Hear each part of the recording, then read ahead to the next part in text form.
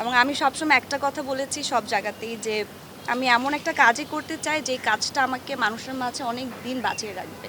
আমি যদি কোনোদিন মিডিয়াতে নাও থাকি, মানে আমি যদি এখনও চিন্তা করি যে আমি আর কখনো কাজ করব না, বাট আমার আফসোস থাকবে না যে আমি ভালো কিছু করতে পারিনি, কারণ এই কাজটি আমাকে আসলেই ওই জায়গাতে নিয়ে গেছে।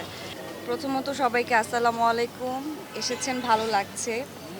অ্যান্ড আমার মনে হয় যে এই পুরো গল্পের যে মাস্টার আমাদের মোস্তফা কামাল রাজ ভাইয়া, আমি তো চোখ বন্ধ করে কাজটি করেছি তাকে বিশ্বাস করে, কারণ এত দারুণ একটা চরিত্রে সে আমাকে ভেবেছে, আমার উপর ওই ভরসাটা রেখেছে এবং আমি চেষ্টা করেছি আমার জায়গা থেকে ভালো করার, এবং পুরোটাই ছিল টিম ওয়ার্ক। প্রত্যেকটা চরিত্র মানুষ মনে রাখবে অনেক, মানে অনেক দিন মনে রাখবে।